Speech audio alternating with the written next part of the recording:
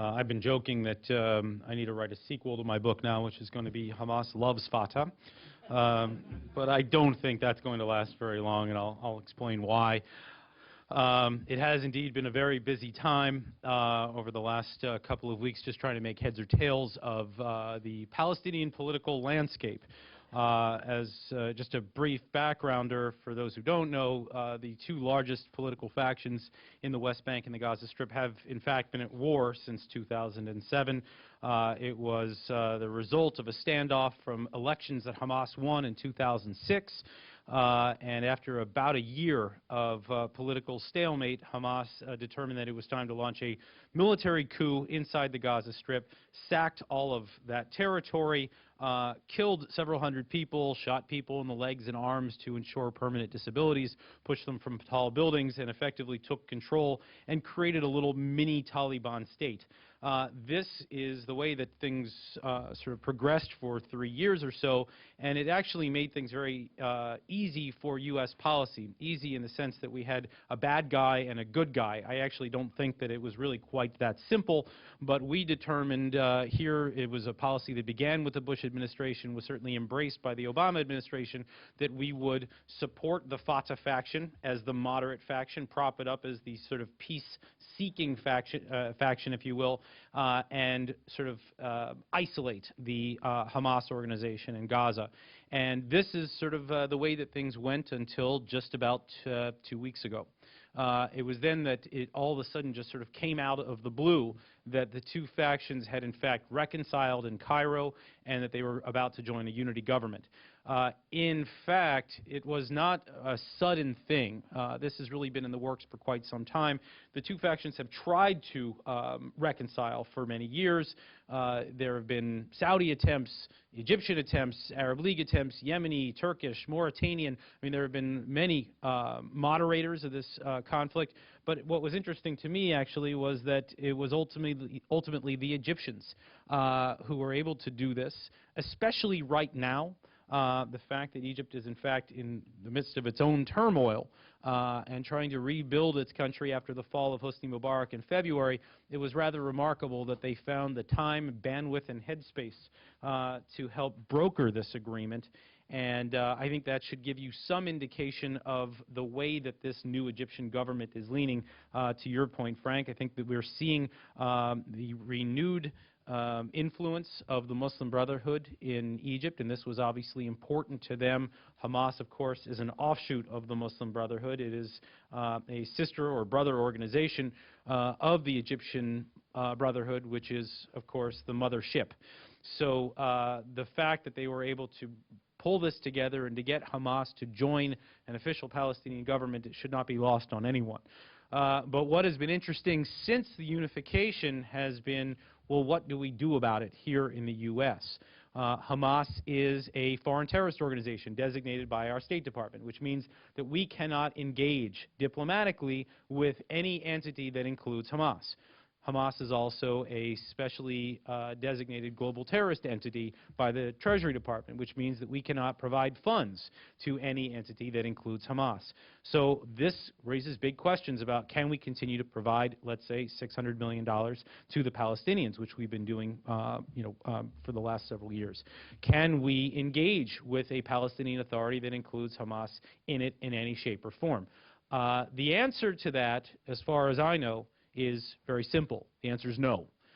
We saw there is precedent for this. President George W. Bush in 2006, after Hamas won the legislative elections, and it was determined that there was going to be a unity government with Hamas in it, Bush pulled all funding and cut off all ties to any arm of the PA that had Hamas involvement. And what that meant is that we, had to reshuffle the way that our finances worked. I can't say that I completely approve of the way that it happened, but basically Bush pulled funding from the PA and then it ended up earmarking certain things for UNRWA, the refugee organization that supports the Palestinians. He provided specific funding for Mahmoud Abbas's personal security detail and other earmarks. In other words, we had to be much more specific about where our funding went. I think that right now there are some new wrinkles that I think should even probably prohibit that. And the reason is this. the reason why all of this is now coming to pass, the reason why we have a unity government, the reason why we need to even struggle with this is that there is a new initiative underway among the Palestinians. It's actually not very new. This has been ongoing since 2005. The Palestinians have had a slow plan in the works to declare a Palestinian state unilaterally in September of this year at the UN in front of the General Assembly. This started in 2005.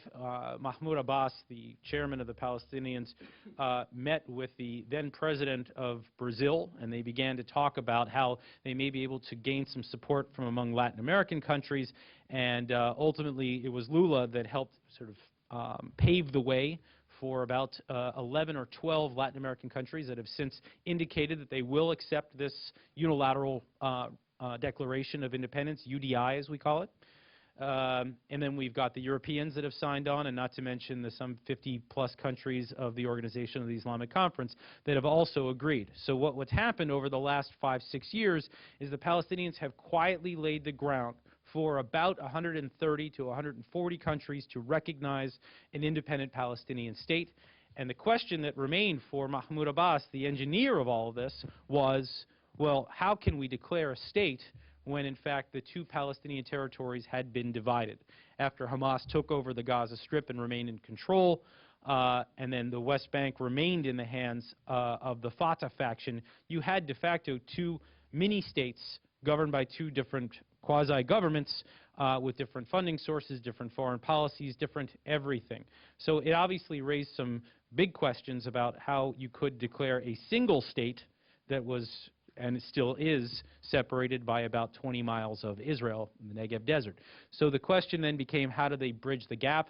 This was the answer. They have always been working toward this. They had decided to sideline the United States, circumvent Israel, go do this unilaterally with the help of the international community, and that is the reason behind this unity government. It is, in my opinion, a fig leaf government. I don't believe that Hamas and Fatah can, in fact, remain together. I always like to joke that they can't even agree on the color of hummus.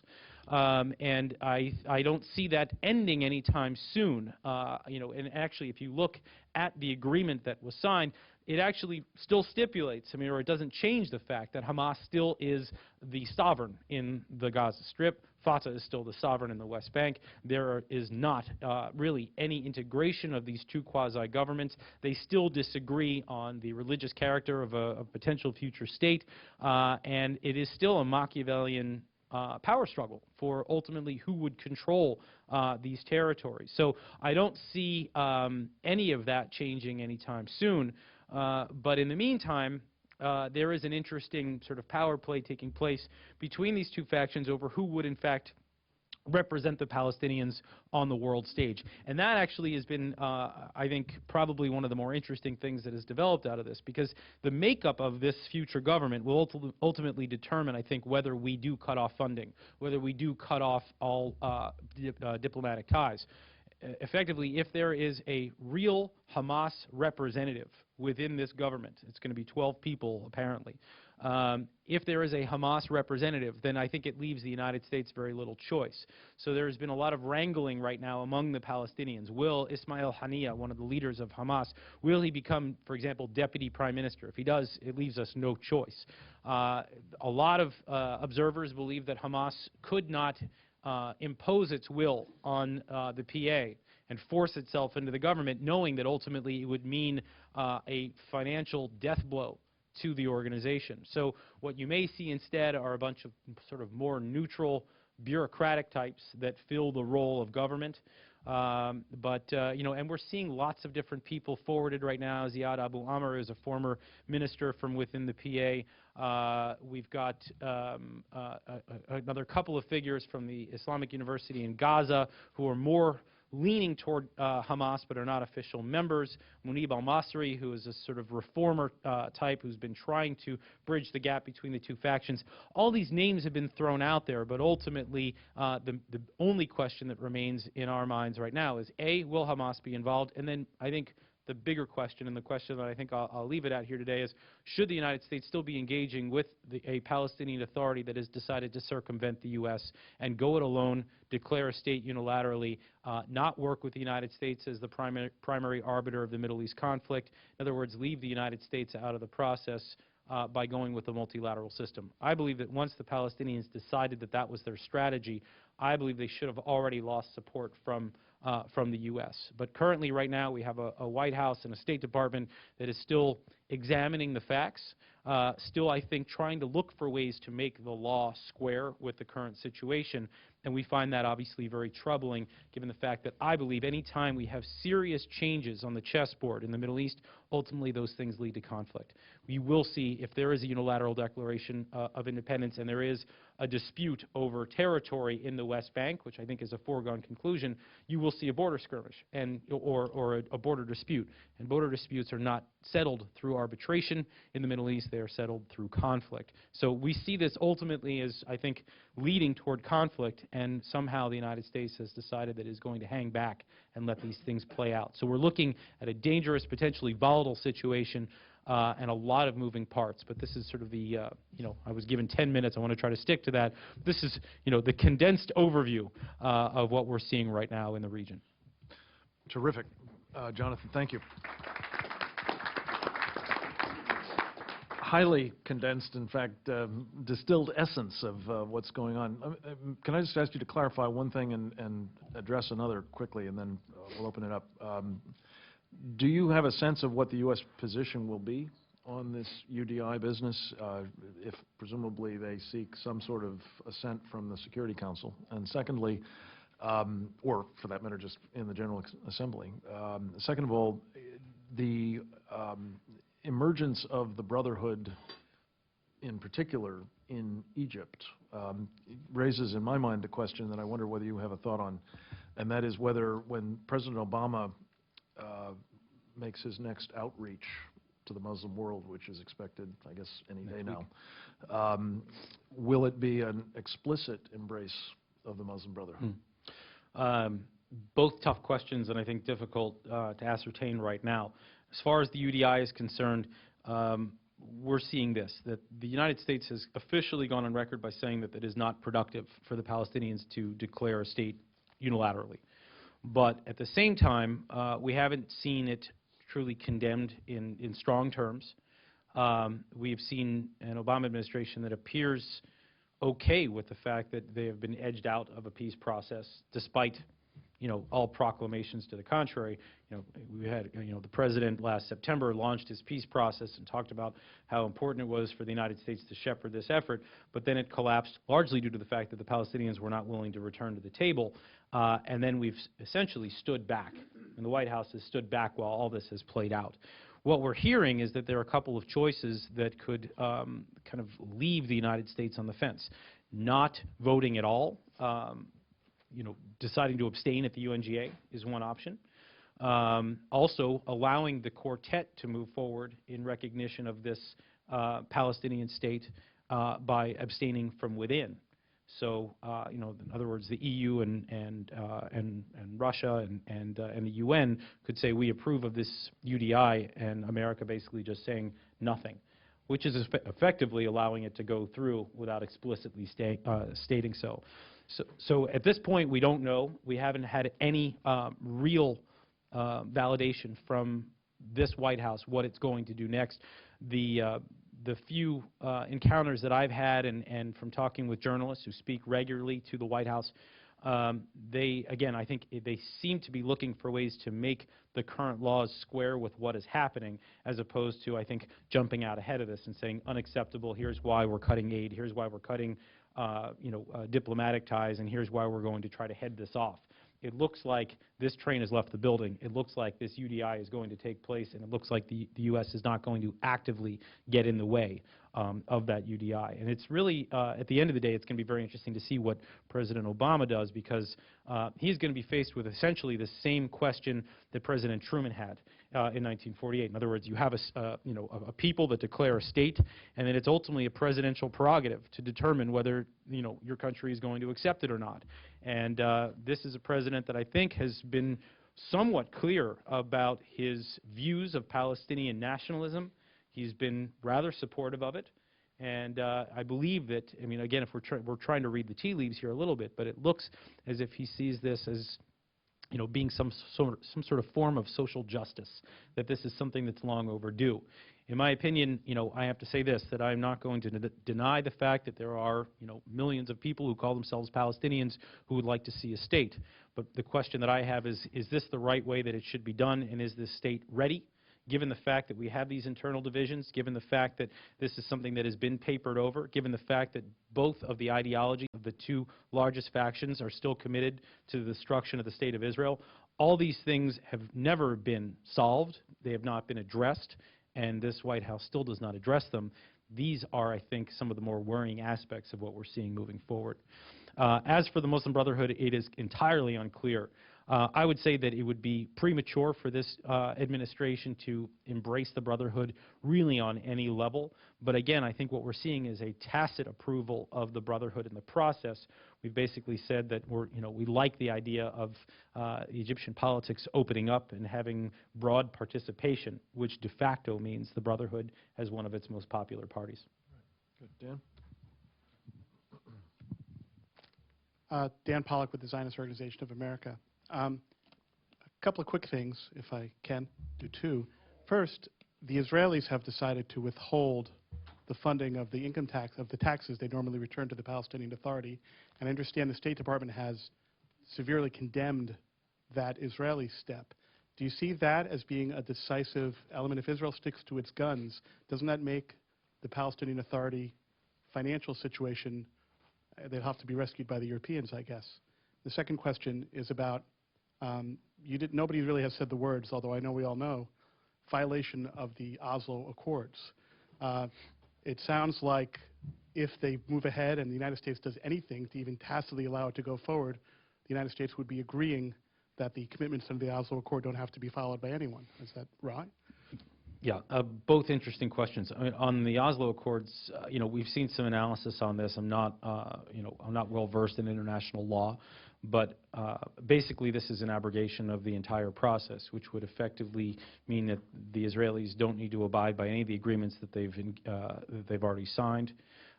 It means taxes are one thing. Recognition of the Palestinian Authority itself comes into question.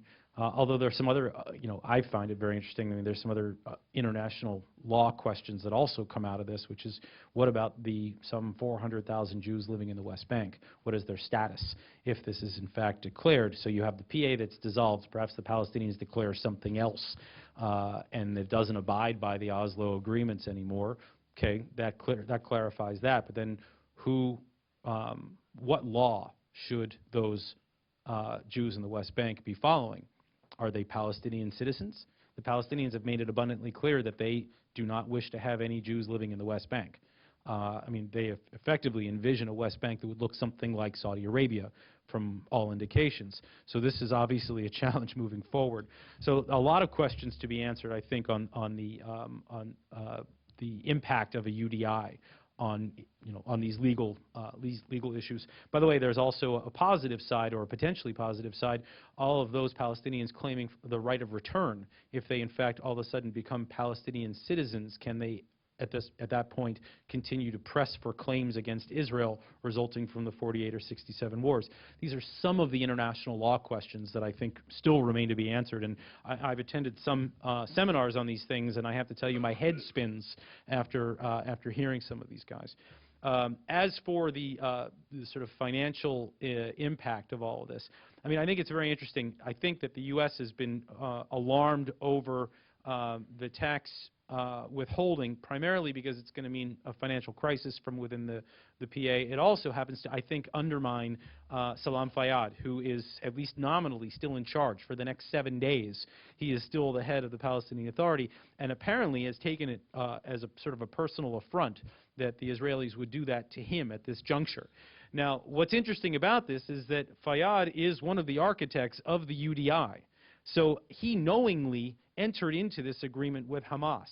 He should not have been surprised that the Israelis took this measure.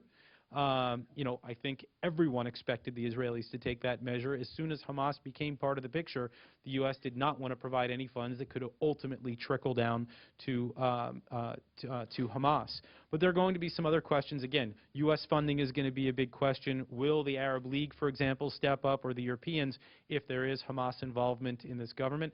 And then I flagged this yesterday for the Congress blog on the Hill. The Palestinians are now also rolling out sovereign debt right now. They've put out new bonds for the international community and for investors to invest in their national project. My question is immediately, is this terror finance? Should this be something that the SEC should look at? And so I wrote a quick item on this yesterday, imploring lawmakers to at least look at the legality of this, because from my experience at the U.S. Treasury, I believe that there may be a violation, especially if Hamas is, even nominally involved in this government, even if it's an umbrella government that is represented by bureaucrats, but also has Hamas participation. That de facto means that they are going to enjoy at least some fruits of the investment. So this is a deeply challenging issue. Finances, diplomacy, recognition, all these things, again, making my head spin, but we're trying to wade through it right now. It's been as you can probably imagine, a busy time. Last question, Baker. I wanted to focus a little bit on the Egyptian side of this equation. Is in some indirect way the Egyptian involvement in this and its ultimate consummation an early warning that the new Egyptian government, whatever it becomes, is looking at backing out of the Egyptian-Israeli peace agreement? It's an excellent question, and I think we don't have all the answers yet. I will say this, that I think we're at an extremely dangerous time right now. I think we are looking at the rise of potentially a populist government, not unlike what we saw.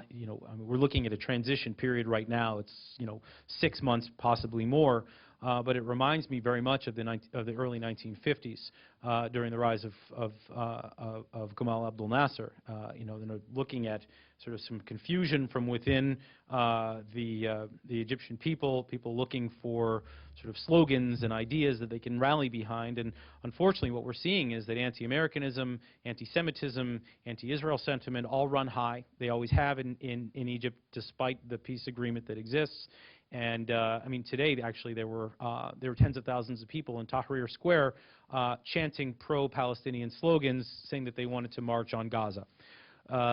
This obviously, so in other words, the Palestinian issue has become a rally cry for this new entity, this new government entity, for however it's going to take form. And we're seeing that people like Mohammed al-Baradei, as well as Amr Moussa, all of the front runners on the Egyptian stage right now, are taking very harsh anti-Israel and to a certain extent anti-American stances. Ultimately, the question of this agreement, I think you've got a couple of ways that this can go. You could have, I think, a somewhat suicidal government that comes into place and decides to just cancel everything, in the name of principle. And I think that there's probably a low percentage chance of that, primarily because even though that may be the sentiment on the ground, I think the Egyptian military is not going to abide by that. And the reason why is that thanks to everybody in this room and everybody in this country, we continue to provide the Egyptian military with fun toys like M1 tanks and F-16s, and they're not really willing to part with those fun toys, not to mention the nearly $2 billion that we've been providing them over the years. So ultimately, if the Egyptian military is still as powerful as I think it is, they will not allow the Camp David Accords to dissolve. But some of the things that analysts have been looking at is, could it be changed? And this is where I think it gets interesting. Could the Egyptians now call, for example, a halt to the gas that's been piped into Israel? For example, if you remember, there was that bombing that took place during the 18 days when Mubarak was under pressure.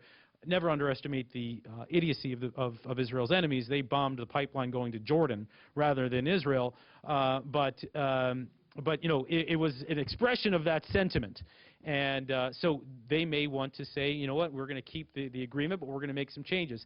The other thing that I've been hearing is that perhaps the Egyptian military wouldn't want to have a limitation on the number of troops that it could keep in the Sinai. This has always been a sore spot for the Egyptian military. So I think in all likelihood we'll see a treaty remain, because again, if the military is as powerful as we think it is, they're not stupid. They would not want to rebuild their army entirely, which is what would happen if they turned their back on the agreement. They would, all the spare parts, everything would be out the window, and they'd have to rebuild from scratch. That is not what Egypt wants. But again, I think at the end of the day, we need to realize that this Egyptian government that is going to be formed and this Egyptian military is now a threat to Israel and potentially to stability in the region. It is, I think, a larger army than Israel's, and certainly has the same sort of technology, all provided by us, which means dangerous things moving forward. So a lot to think about, and unfortunately a lot to worry about.